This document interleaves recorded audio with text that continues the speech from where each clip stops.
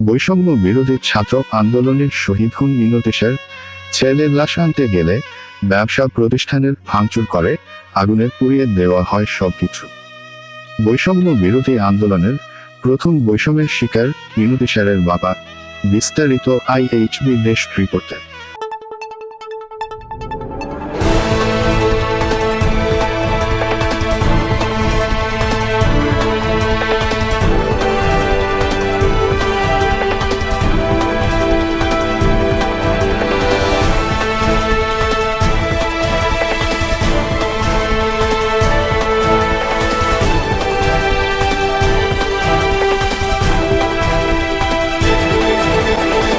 আশির ইনুতেশারুল হক ইনুতেশার এখন এটি শুধু একটি নাম নয়, ত্রিশালের নতুন একটি ইতিহাস। অন্যায় বৈষম্যের প্রতিবাদে তৎকালীন হাসিনা সরকারের হাত থেকে দেশ ও দেশের মানুষকে মুক্ত করার জন্য ৩৬ জুলাই বৈষম্য বিরোধী ছাত্র আন্দোলনের এক দফার দাবিতে লং মার্চ কর্মসূচিতে যোগ দিতে ৩ বন্ধুর সাথে ত্রিশাল ছাড়েন ইনুতেশার। কিন্তু ঢাকার লং মার্চে যোগ দেওয়া আর হলো না ইনুতেশারের। ঢাকায় যাওয়ার সময় ভালুকার মাওনায় বিজিবির গুলিতে শহীদ হন ইনুতেশার।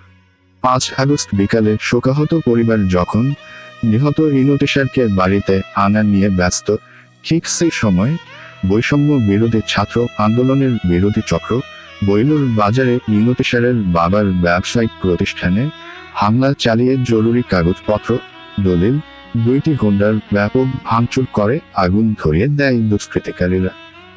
আর্থিক ক্ষতির পরিমাণ প্রায় ৪০-৫০ লাখ টাকা। কি দোষ ছিল ইনুতেশারের পরিবারের? কেনই বা সবকিছু ভেঙে চুরে আগুন দেওয়া হলো ব্যবসা প্রতিষ্ঠানে? ইনুতেশার কি পাবে রাষ্ট্রীয় মর্যাদা? জাতির বিবেকের কাছে প্রশ্ন।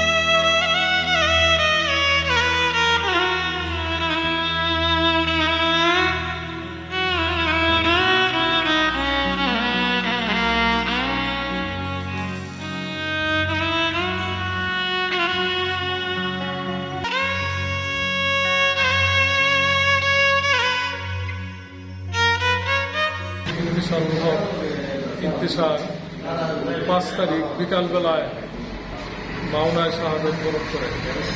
যে সময় শাহাদত বরণ করেছে এই সংবাদ আমি পেয়েছি, ঠিক এই সময়ই আমার বইলর বাজারের ব্যবসা প্রতিষ্ঠান হিজবুল্লাহ ট্রেডার্স এর শোরুম এবং গুদাম একসাথে, এইখানে কতিপয় লুটেরা দুষ্কৃতিকারী এখানে আমার দরজা ভেঙে আমার ঘরের যত ধরনের মালামাল ছিল, ঘরের এসি, সোফা সেট, স্টিলের আলমারি, মোটরসাইকেল এবং অন্যান্য যা সামগ্রী এবং বসার চেয়ার টেবিল সহ অন্যান্য যা জিনিসপত্র ছিল সমস্ত জিনিস ঘর থেকে বের করিয়া কতগুলো আগুন যা পুরাইছে আর কতগুলো লুট করে নিয়ে গেছে। এখানে ব্যবসায়িক মালামাল ছিল এগুলো সমস্ত ঘর থেকে বের করিয়া নিয়ে গেছে। এবং এখানে আমার স্টিলের আলমারির মধ্যে আমার ব্যবসায়িক যত ধরনের ডকুমেন্ট, ব্যাংকের চেক, কাগজপত্র এবং জমাজমির কাগজপত্র যেগুলো ছিল সমস্ত কাগজপত্র এখান থেকে বের করিয়া পুরাই ফেলছি। ঘরে কোনো ধরনের মালামাল অবশিষ্ট নাই। ব্যবসায়িক পণ্য যা ছিল এগুলো সব লুটতরাজ করে নিয়ে গেছে। আমি ব্যক্তিগতভাবে কোনো প্রচলিত রাজনীতির সাথে জড়িত না এবং কোনো দলের সদস্য আপদও আমার নাই। আমি একজন সামাজিক মানুষ হিসাবে এই দেশের বিভিন্ন ধরনের সামাজিক কর্মকাণ্ড, এলাকার ধর্মীয় শিক্ষা, সামাজিক বিভিন্ন প্রতিষ্ঠানের সাথে জড়িত আছে এবং বিভিন্ন কিছু দায়িত্বেও আমি আছি, কিন্তু আমি কোনো রাজনৈতিক দলের সদস্য না। এবং আমি ব্যক্তিগতভাবে কারোর শত্রুতা পোষণ করি না এবং যারার মধ্যে কেউ আমার শত্রু এরকম তো আমি জানি না। কী কারণে কী উদ্দেশ্যে আমার এই ব্যবসা প্রতিষ্ঠান লুটতরাজ করে আমার জীবনের মূল্যবান ডকুমেন্ট সহ সমস্ত কিছু ধ্বংস করে ফেললো, এটা আমি এখনো চিন্তা করে বুঝতে পারি না যে এটা কারা কীভাবে কী উদ্দেশ্যে করলো।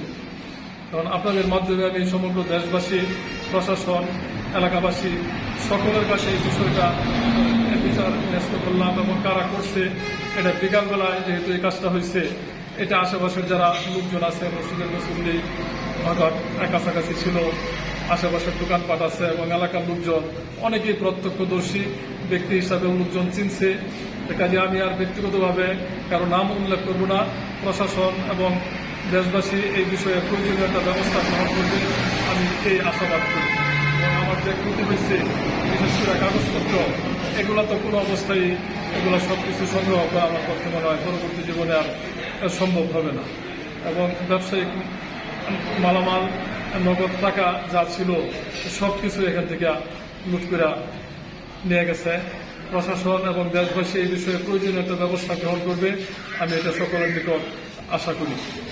যে বৈষম্য দূর করার জন্য, অনাচার দূর করার জন্য আমার ছেলে আন্দোলন করলো, শহীদ হইল এবং এটার সর্বপ্রথম বলি হইলাম মনে হয় এই এলাকার মধ্যে আমি। এটার কারণ আমি চিন্তা করে আমাদের বুঝতে গেছি এটা কী কারণে কারা এটা করতে পারে। সকলের কাছে যারা বিষয়টা বিবেচনার জন্য পেশ করলাম। নগদ টাকার পরিমাণ প্রায় 10-11 লক্ষ টাকার মতো ছিল এবং বিভিন্ন মালামাল মিলে আনুমানিক প্রায় আমার 40-50 লক্ষ টাকার মতো ক্ষতি হচ্ছে এখানে।